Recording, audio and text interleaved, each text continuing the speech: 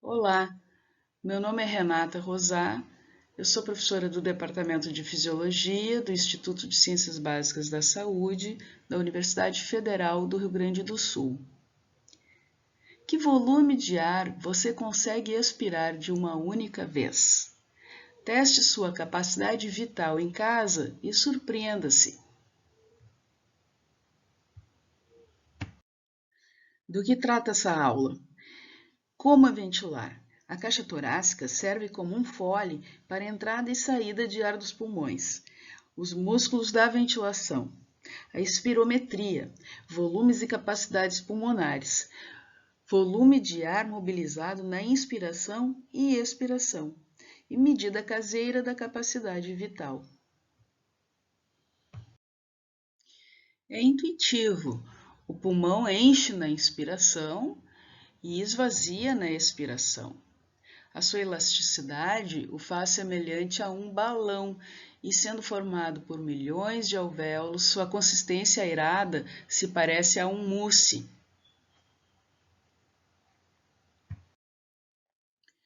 O que talvez não seja tão intuitivo é que o músculo diafragma contrai na inspiração e relaxa na expiração. Acompanhe a animação ventilando com o seu diafragma. Na inspiração, ao expandir a caixa torácica, a pressão pulmonar se torna mais negativa que a pressão do ambiente externo. Com isto, o ar é sugado para dentro. Por outro lado, na expiração, ao retrair a caixa torácica com relaxamento do diafragma, a pressão pulmonar se torna mais positiva que a pressão do ambiente externo, e com isto o ar é jogado para fora. Então, vamos ver se você consegue responder. Quem movimenta ativamente a caixa torácica, tanto em sua base quanto nas suas paredes laterais e antero-posteriores? Seriam os ossos, as costelas, coluna vertebral, o externo, ou os pulmões, que é um tecido elástico, ou os músculos da ventilação? E a segunda pergunta: como o pulmão expande e retrai?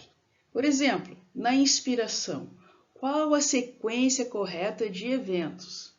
O ar entra, o pulmão enche e aí a caixa torácica se expande? Ou a caixa torácica se expande e, na sequência, o pulmão se expande. Só então o ar entra. Se não souber as respostas, não se preocupe, acompanhe a sequência dessa história. Você já se deu conta que o conjunto da caixa torácica com sua musculatura e o pulmão ligado à sua parede interna é semelhante a um fole, como esses foles de acender lareira? Pense em um fole e responda: qual a sequência dos eventos? Para a entrada de ar no fole, o ar entra e o fole se expande, ou o fole é expandido por alguém e o ar entra? E para a saída de ar do fole, o ar sai e o fole se retrai, ou o fole é comprimido por alguém e o ar sai?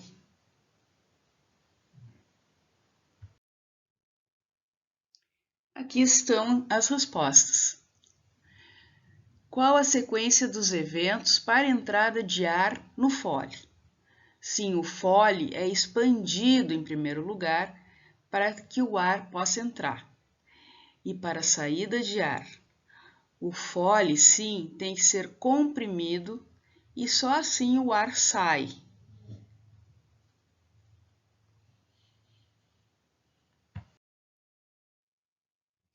Aqui mostro para você a musculatura inspiratória e a musculatura expiratória.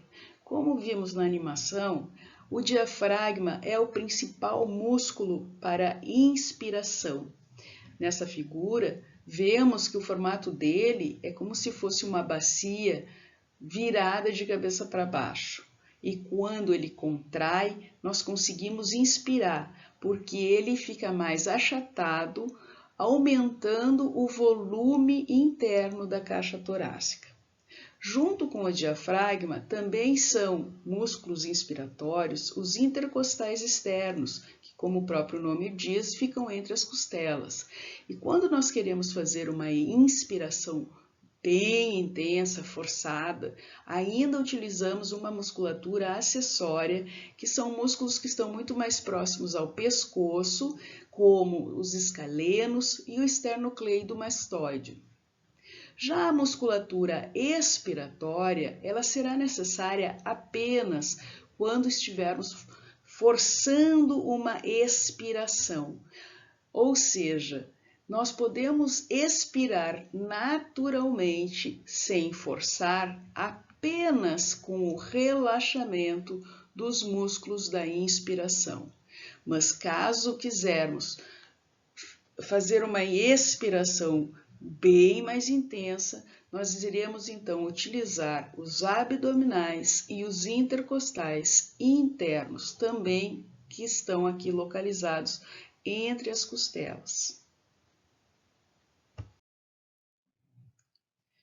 Aqui estão as respostas para aquelas duas perguntas feitas anteriormente.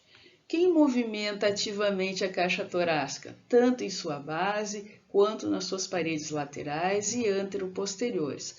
Agora eu imagino que você saiba, né? Exatamente, são os músculos da ventilação. E como o pulmão expande e retrai, por exemplo, na inspiração, qual a sequência correta de eventos? Espero também que você tenha entendido. Primeiro, a caixa torácica se expande em função do trabalho muscular e, na sequência, o pulmão se expande e só então o ar é capaz de entrar, exatamente por ser sugado para dentro do pulmão. Como ventilamos e o quanto de ar é mobilizado? Inspire e expire normalmente, acompanhando a linha do gráfico. Logo então, faça uma inspiração completa, preenchendo totalmente seu pulmão de ar. Logo depois, faça uma expiração completa, tentando colocar todo o ar que puder para fora. Por fim, volte a uma ventilação tranquila, de repouso.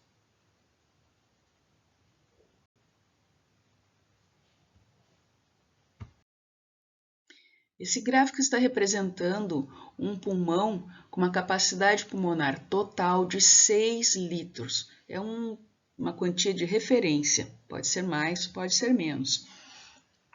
Mas vejam que esses 6 litros, essa capacidade pulmonar total, está dividida em 4 volumes. O terceiro volume representa a nossa ventilação tranquila, de repouso, onde se inspira e se expira em torno de meio litro, e que na realidade serve para renovar um ar que já se encontra no pulmão. Também se observa que quando se faz uma inspiração e preenche o pulmão totalmente de ar, depois quando se faz uma expiração forçada, tentando retirar todo o ar do pulmão, não é possível, não se consegue, porque sempre 1,2 litros, né, que é esse primeiro volume aqui, vai ficar. No pulmão ele não pode ser expirado, e isso é uma proteção. O sistema nos protege de jogar totalmente o ar para fora e esvaziar completamente o pulmão, e isso prejudicaria muito a função do pulmão na hematose, nas trocas gasosas.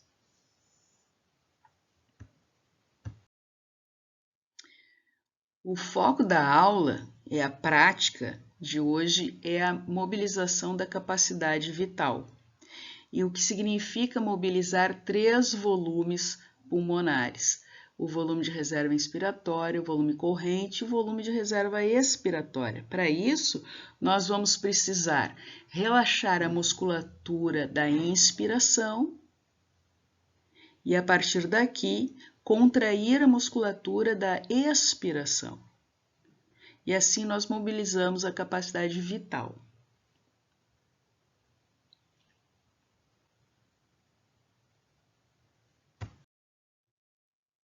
E aqui nós temos uma tabela mostrando exatamente esses volumes: volume de reserva inspiratória, volume corrente, volume de reserva expiratório e o volume residual.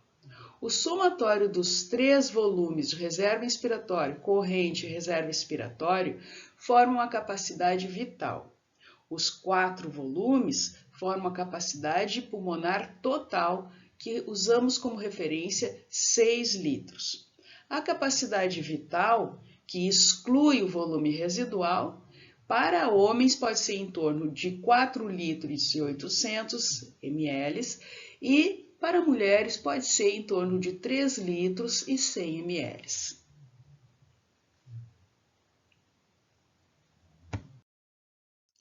O que estamos medindo, na realidade, é a espirometria, uma prova de função pulmonar, um exame utilizado para medir a quantidade e o fluxo de ar que entra e sai dos pulmões. A espirometria estática é essa que mede esses 4 volumes que vimos e as capacidades, que são as somas de 2 ou mais volumes. A espirometria dinâmica mede fluxos de ar e não é o caso desta aula. A indicação para a solicitação do exame de espirometria é para investigar ou monitorar doenças respiratórias, como doenças pulmonares restritivas, como a fibrose pulmonar, doenças pulmonares obstrutivas crônicas, DPOC, como a asma, bronquite ou enfisema, acompanhar o estado de saúde pulmonar de trabalhadores em ambientes de risco, avaliar a capacidade pulmonar de atletas. Agora então vamos para a nossa parte prática da aula. Testando sua capacidade vital. Qual o material necessário? Vamos precisar de um prendedor, alguns balões, uma forma, uma assadeira e um copo, que pode ser um copo de liquidificador, para medirmos o volume de água. Também vamos precisar de uma panela, de um banquinho e de uma bacia. Coloque um balde ou uma panela, como mostra a figura, que tem em torno de um volume de 5 litros e meio, completamente cheia de água, sobre uma bacia vazia. O banquinho aqui permite que a panela não ocupe tanto espaço na bacia. Sente confortavelmente em um local onde você não se distraia e possa focar no procedimento. E antes do procedimento, estire bem e sopre o balão que você for usar, para depois poder enchê-lo com mais facilidade durante a experiência. O procedimento inicia da seguinte forma. Após fechar o nariz com o prendedor, para o ar não escapar pelo nariz, faça uma inspiração máxima pela boca, enchendo completamente seus pulmões. Aqui você já sabe, é a capacidade pulmonar total. E aqui vem o momento chave dessa prática. Expire com força todo o ar possível para dentro do balão. É a sua capacidade vital. Cuide para o ar não sair pelos lados da boca para fora do balão. Agora dê um nó bem forte para o ar não escapar do balão. Mergulhe com muito cuidado o balão na panela, pressionando com a assadeira como se fosse uma tampa de superfície reta. O volume de água que transbordar da panela para a bacia representa o volume de ar de sua capacidade vital, o qual você expirou para dentro do balão.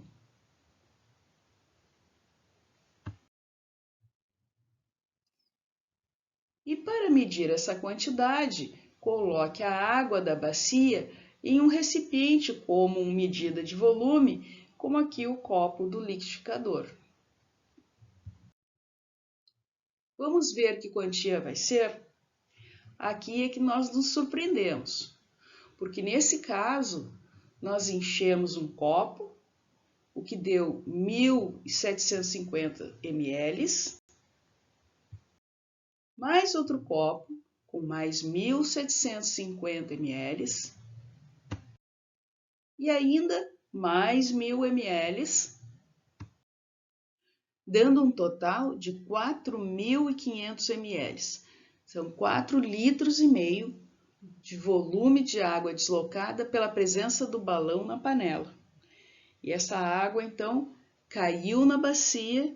Essa água da bacia você mede e aí você tem a sua capacidade vital.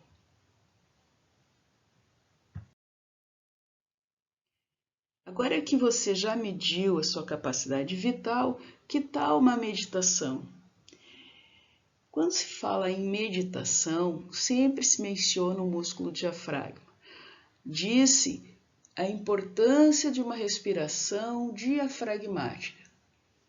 Muitas vezes as pessoas não sabem o que isso significa, mas com essa aula você pode ver como o diafragma, sim, ele é o músculo mais importante para a inspiração e também o fato dele relaxar, ele promove uma expiração bastante eficiente. Agora parece óbvio, não é? Mas nem sempre é tão óbvio quando se ouve falar em respiração diafragmática.